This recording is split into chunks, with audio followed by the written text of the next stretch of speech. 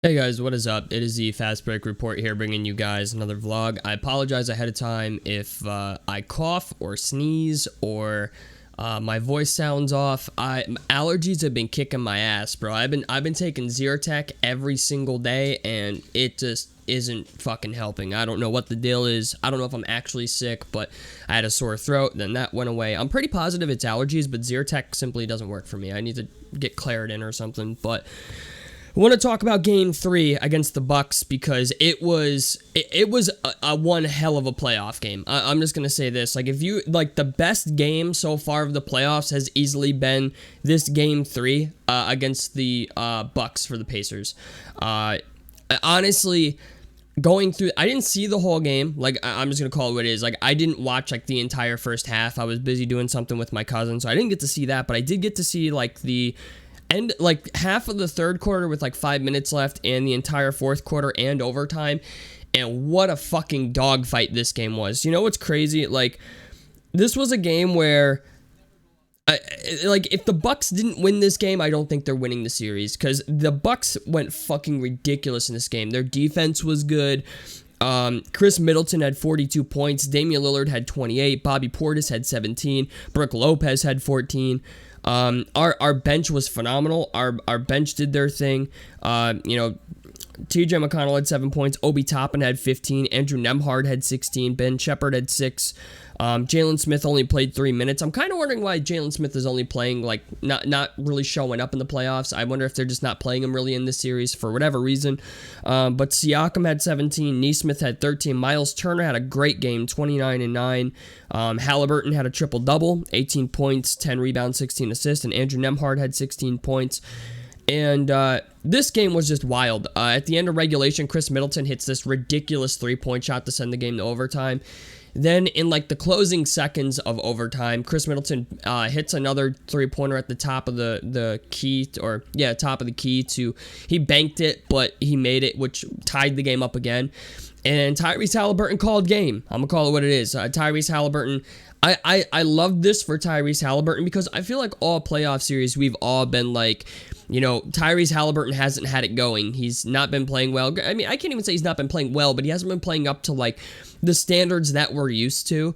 And for him to have a triple-double and the game-winning basket and was like, listen, I'm shooting this fucking ball, and to just get straight to the rim and get an easy lay, like, to me, that was phenomenal. I gotta be honest, we were talking in the Discord last night watching this game. We're like, bro, like, this is a game that if this goes to double overtime, we're probably not going to win.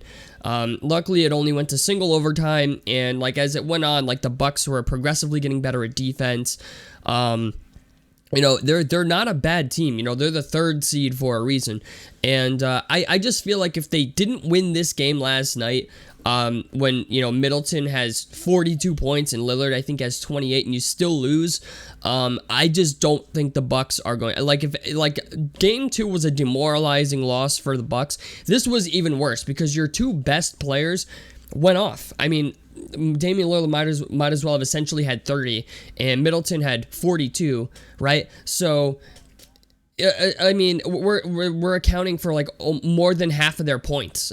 You know what I'm saying? From between two players, and the idea that they lost this game and they fought their ass off to win it just shows like this. I think the Pacers are going to win this series. I didn't really have any doubts that they would win this series. It was very up in the air because both teams are not good at defense. Even though the Bucks in the playoffs have been significantly better on defense, I think that has a lot to do with Patrick Beverley. Their switching defense has been very good. Milwaukee is not an easy team to beat, and we came out, we handled our business. This is the Milwaukee Bucks. I think the only thing they have left is to hope Giannis comes back.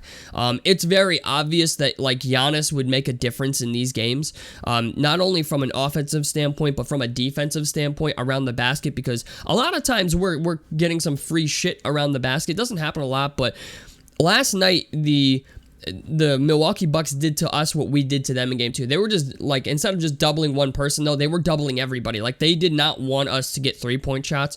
Aaron Nesmith didn't play well. He shot, I think, like, Aaron Nesmith was like 0 for 6 for 3 or something like that. And then when he finally made a 3, it was like when we really, really needed it. I think it was end of the fourth quarter. and he did not have a good game shooting wise. A lot of guys didn't. When you look at the numbers, Siakam was 7 of 17. Aaron Nesmith was 3 of 13. So Aaron Nesmith shot 1 of 7 from 3. Pascal Siakam 0 of 3 from 3. Haliburton 1 of 12 from 3. Really, like, the 3-point shot simply wasn't falling, and we still beat them.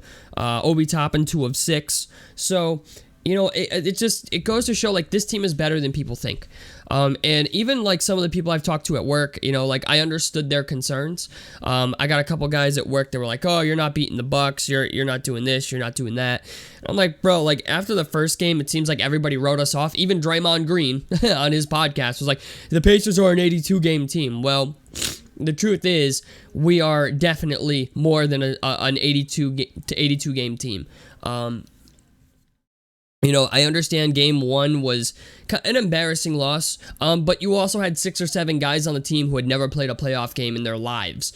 And even now, you can see they're still adjusting. There's still the play is still kind of sloppy. Like, don't get me wrong, especially from Tyrese Haliburton. But they're still getting used to this. They've only played 2 games prior of playoff basketball ever in their lives for most of these guys. You look at Ben Shepherd, you look at Andrew Nembhard, you look at Tyrese Haliburton, Jalen Smith, Isaiah Jackson didn't play, but this is his first time in the playoffs. There's just a lot of guys on our roster. Obi Toppin, there's so many people on our roster that for this being their first ever playoff series, they're playing pretty fucking well. One thing I will say, like yesterday, like a lot of us in the Discord started having doubts.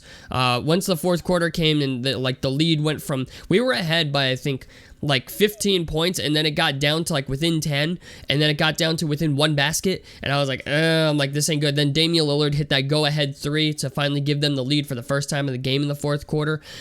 I was like, please do not go into full Dame time mode. Like, please don't. Like, we already witnessed it a couple times. I don't need to witness it again. And this was a big win, though. If we can get the next win at home on Sunday, tomorrow, it's going to be a big deal.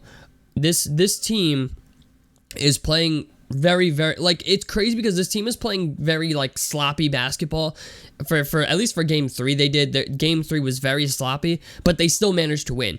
And I just think to myself, if this team can beat the Bucks while not playing their best basketball, then we can definitely win this series. Now, I will say this, like, not having Giannis on their side of the ball definitely hurts, but it doesn't seem like Giannis is going to play this entire series. Maybe they force him to come back in this next game on Sunday. He's been listed as doubtful for the past 2 games, but from what I understand, Giannis isn't even doing full court like scrimmages and stuff like that, and apparently he's like struggling a little bit with walking, so I don't think he's gonna play on Sunday. But if we win on Sunday, I have a feeling they're gonna rush him back. I have a feeling they're gonna be like, listen, we need a game, and we clearly obviously need you out there. So all in all, good game last night. The Pacers are still, like, defense wasn't as good last night as it was in game 2. That's just my opinion. I mean, yeah, we held them to 118 points or whatever. I think we won, 121 to 118.